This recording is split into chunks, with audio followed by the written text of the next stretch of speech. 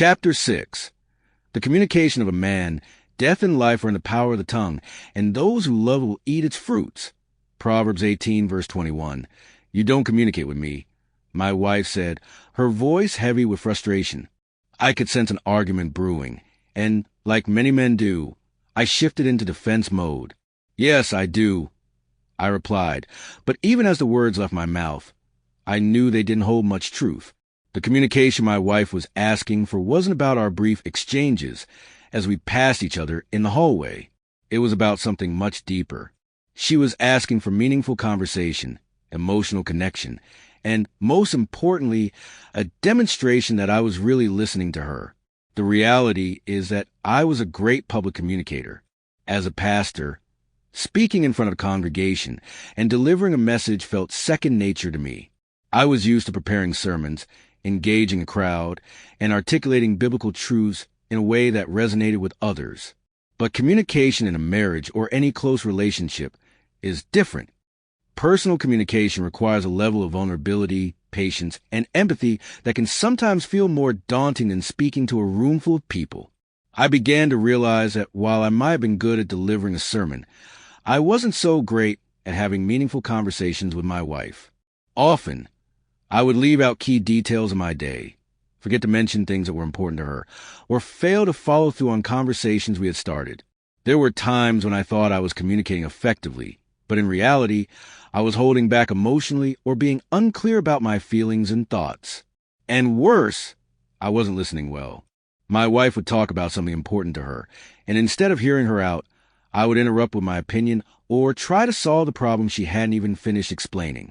Over time, these communication gaps were creating distance between us. It wasn't just about the words we were or weren't saying. It was about the deeper sense of emotional connection that comes from truly understanding and being understood. I was failing to communicate in a way that made my wife feel valued and heard, and I realized that if I wanted to be a better husband and a more quality man, I needed to learn how to communicate better. Being fully honest, I'm still working on this.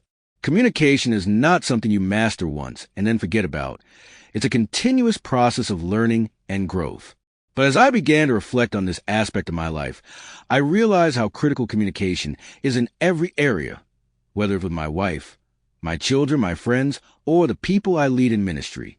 Communication is the foundation of every relationship, and without it, those relationships begin to weaken and fracture.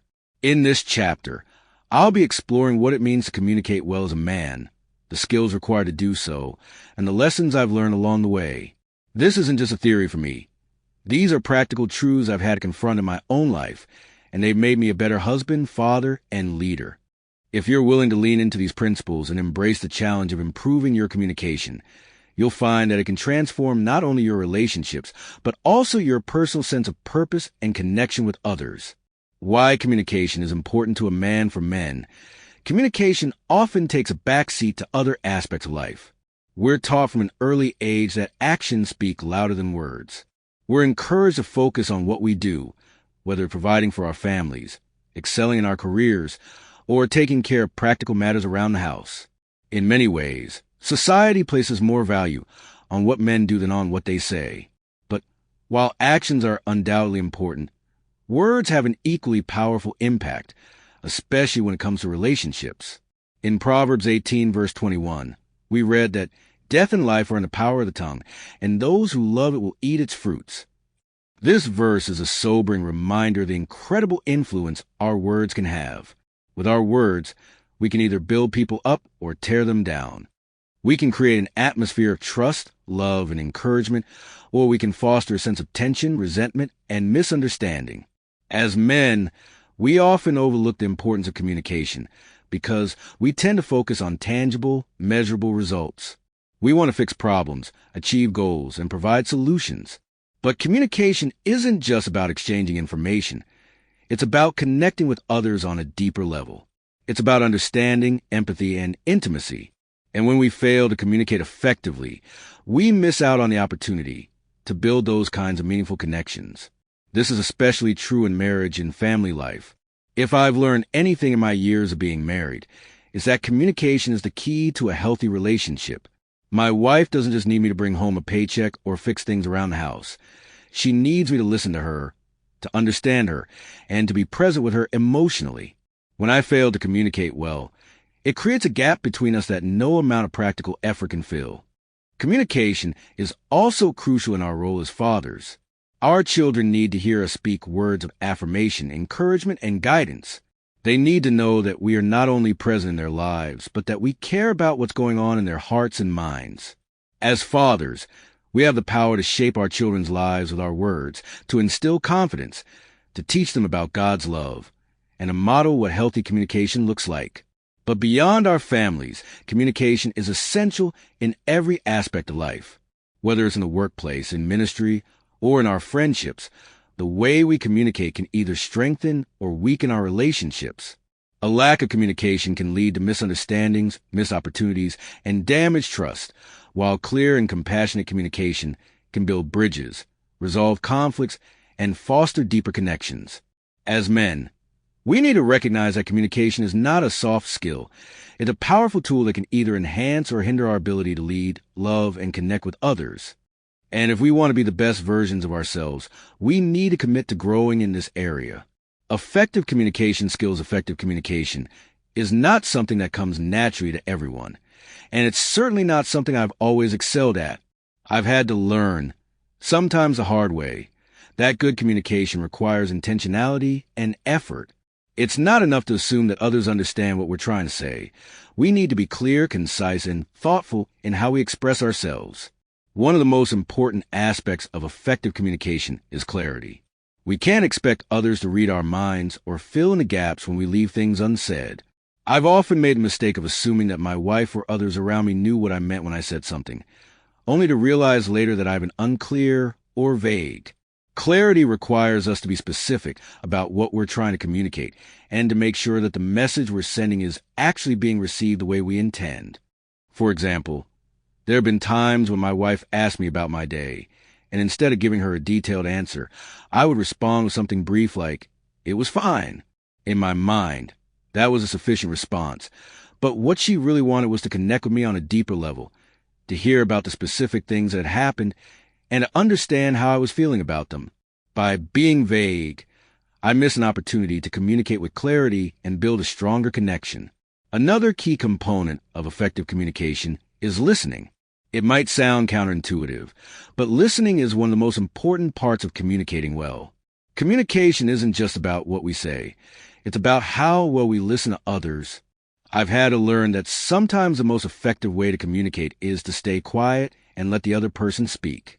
Listening attentively shows that we value what the other person has to say, and it creates a sense of mutual respect. Timing is another important factor in communication. I've learned the hard way that there's a right time and a wrong time to have certain conversations. There have been times when I've tried to bring up an important issue with my wife or someone else in the middle of a stressful or busy moment, only to find that it wasn't well received. Timing matters, and if we want to communicate effectively, we need to be mindful of when we're having these conversations. It's often better to wait until both parties are calm, focused, and ready to engage in meaningful dialogue. Finally, vulnerability is a crucial part of effective communication. For many men, vulnerability is a difficult concept to embrace. We're often taught to keep our emotions in check, to stay strong, and to avoid showing any sign of weakness. But real communication requires us to be open and honest about our thoughts, feelings, and struggles. This doesn't mean we need to overshare or unload all our emotions at once, but it does mean that we need to be willing to let others in. In my marriage, I've had to learn that it's okay to say, "I'm struggling with this," or "I'm feeling overwhelmed." These kinds of honest conversations have brought my wife and me closer because they allow for genuine understanding and connection. Vulnerability isn't a sign of weakness. It's a sign of trust, and it's essential for building strong, healthy relationships.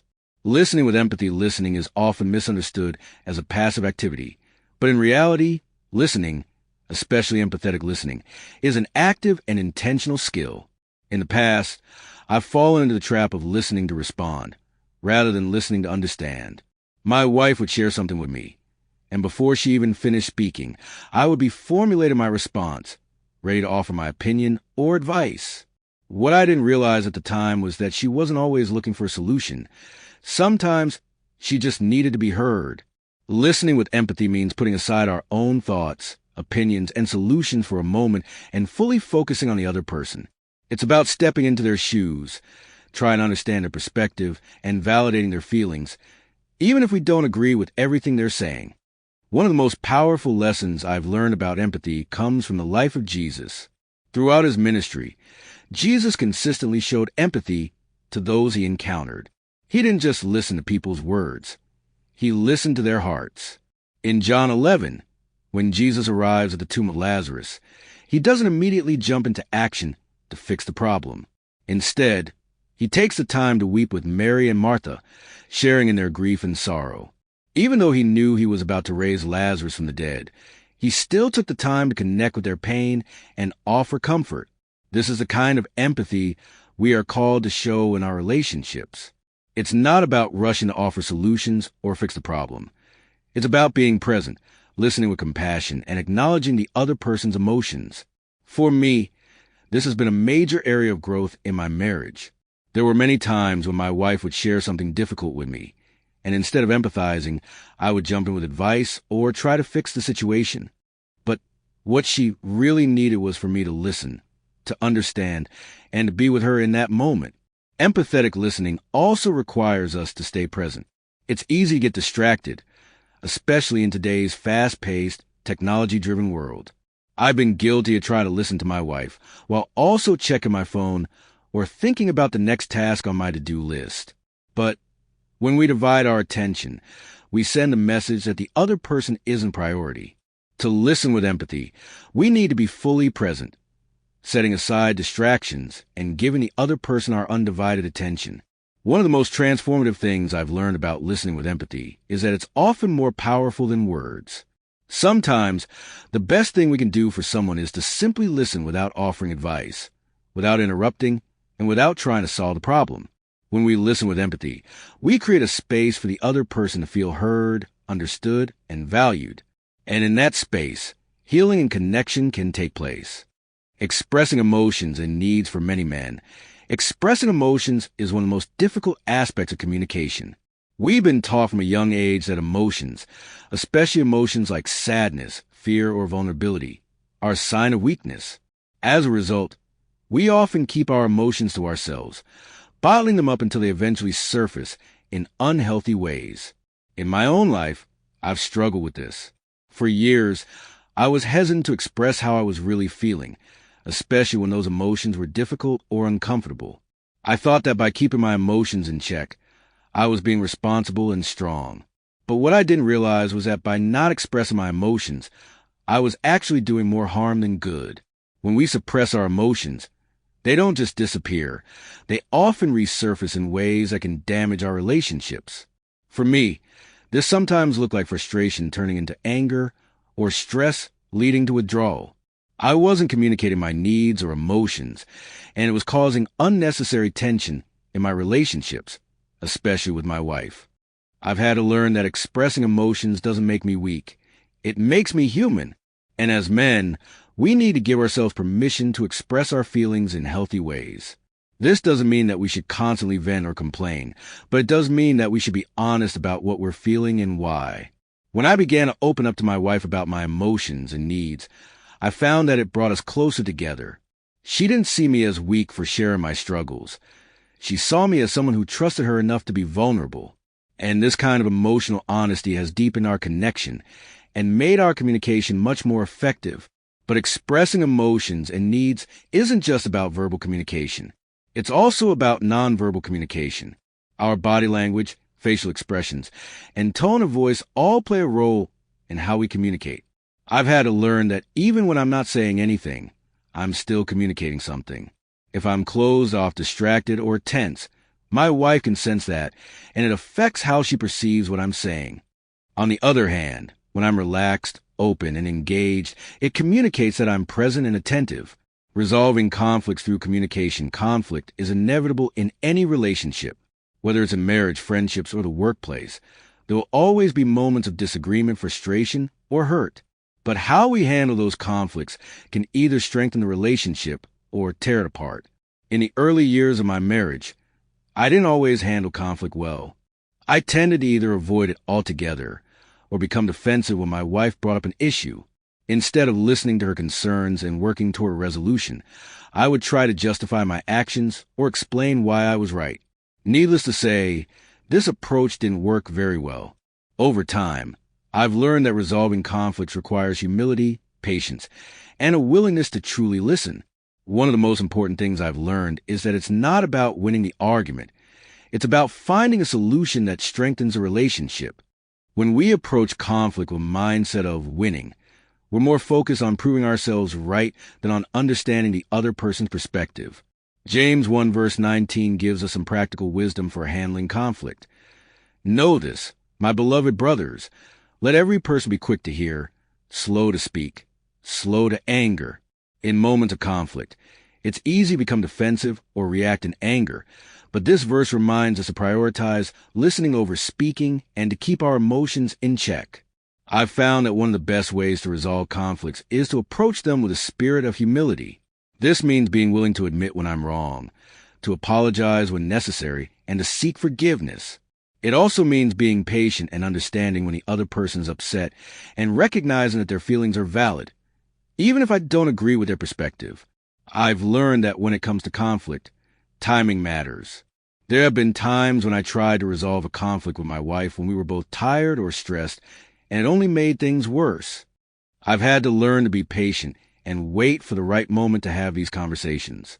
Sometimes, taking a step back, giving each other space, and revisiting the issue when emotions have cooled down can make all the difference. Another important aspect of resolving conflicts is forgiveness. No relationship can survive without forgiveness because we all make mistakes. If we hold on to grudges or let bitterness take root, it will eventually destroy the relationship. But when we choose to forgive and extend grace to one another, we create an opportunity for healing and growth.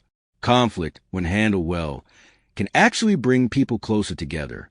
It gives us an opportunity to grow in our understanding of each other, to practice forgiveness, and to strengthen the bond of trust. But it requires us to communicate openly, listen with empathy, and prioritize the relationship over being right. Building strong connections through communication.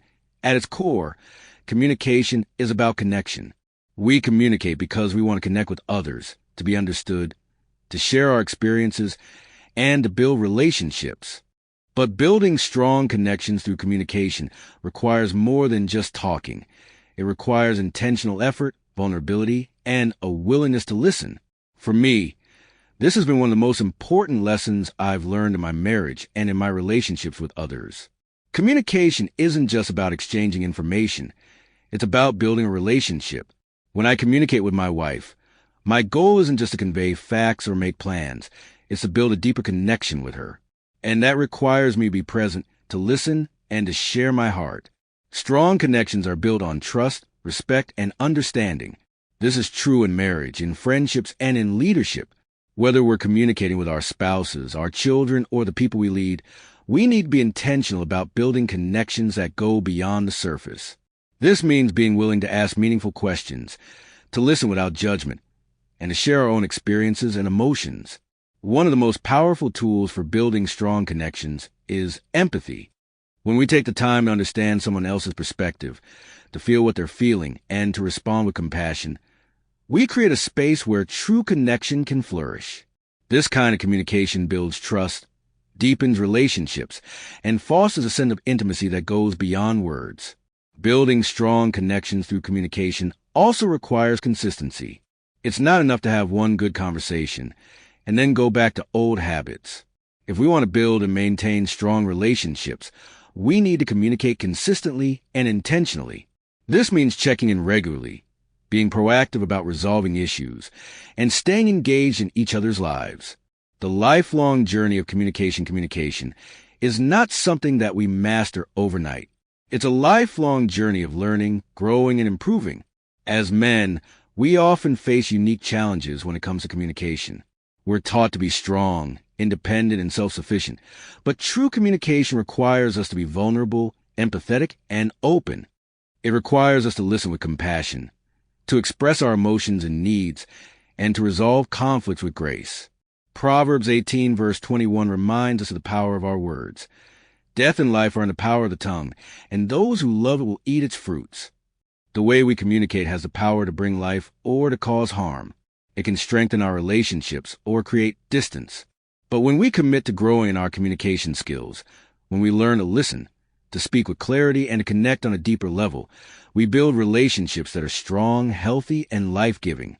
As I continue on this journey of improving my own communication, I'm reminded that it's not about being perfect. It's about being intentional. It's about choosing to communicate in a way that honors God and builds up the people around us.